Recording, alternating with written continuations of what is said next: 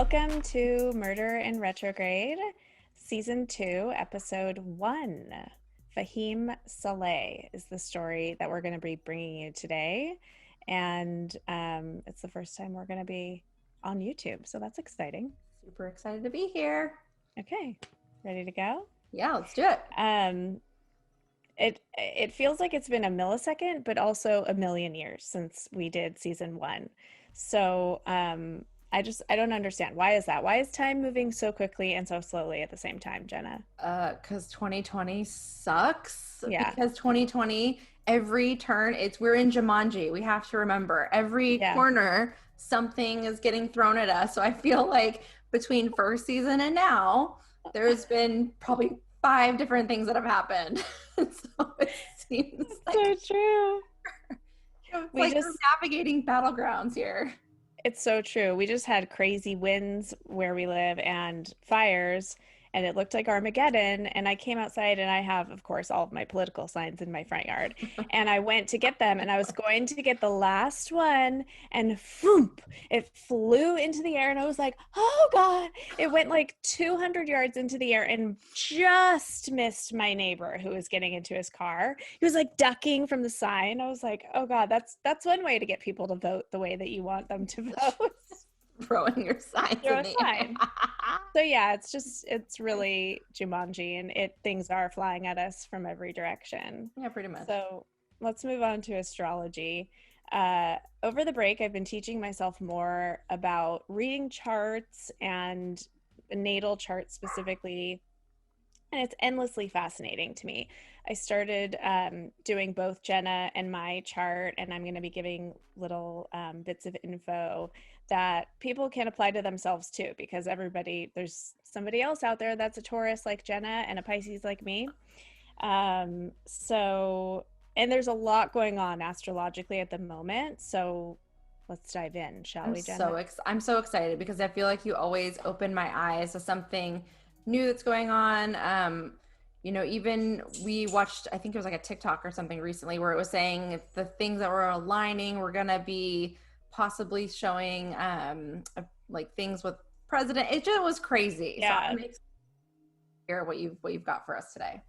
Definitely. So, first off, my favorite astrologer, Chani Nicholas, put as the last line of the Pisces weekly horoscope this week, it's quote, "Your words are spells, so cast them thoughtfully," which I was like, okay. And then look out, Jenna. Might be casting some spells Some because good there are spells. quite a few. I'll take some good spells. Just throw them my way. Yeah.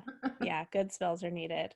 So that would be for my sun sign of Pisces or any of you other Pisces out there. And then Jenna, our Taurus, the last line of your horoscope is, "You can't keep your brilliance buried forever."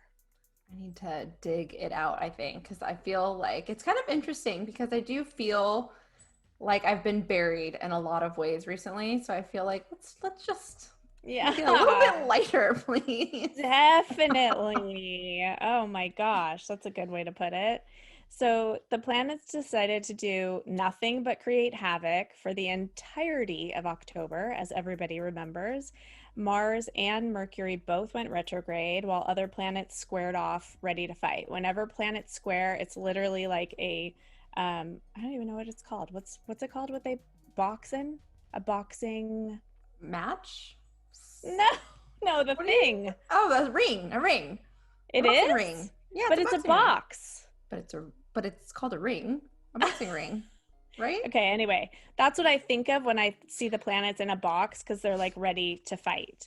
Um, but Mercury stationed direct on November 3rd, and Mars goes direct on November 13th. Who just barked? Which dog? I know. It's the troublemaker. Isn't she a Sagittarius? Hold on one sec. Sag. That's what I was gonna say. Sagittarius, you guys are wild. You're loud. You love to travel.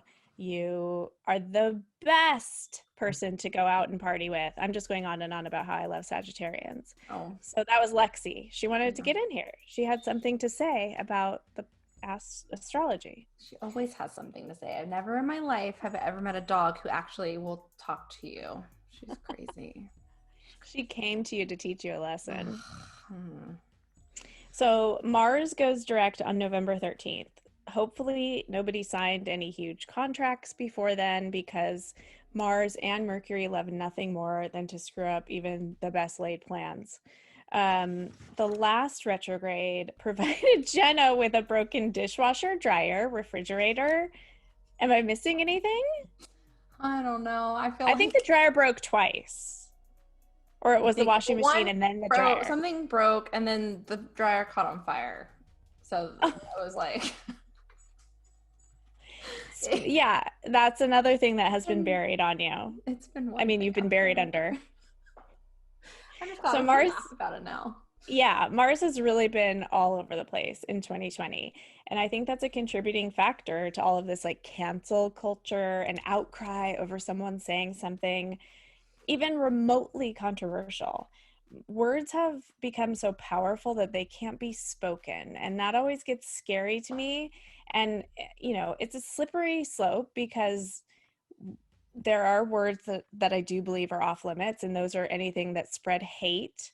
But other than that, words are words. Like when it comes to comedy, art, sexuality, like you can't have things that are off limits. Yeah. It's the human condition. We have to talk about everything. Well, and I think too, it's sad that we've like lost our sense of humor. It's like Yeah. everything has become so, I don't even know the word I'm looking for, but I was listening to Heather McDonald talking recently, and she was saying that there was a comedian that said something to be funny, and it wasn't at all to be mean. It was all like in lighthearted, and people were so pissed. And she was just like, we have forgotten how to laugh and like Yeah.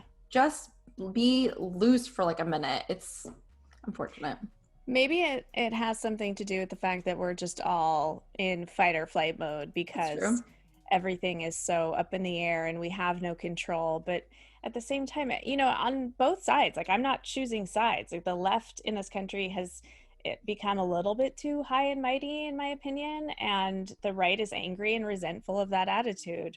Um, but here's the thing about Americans.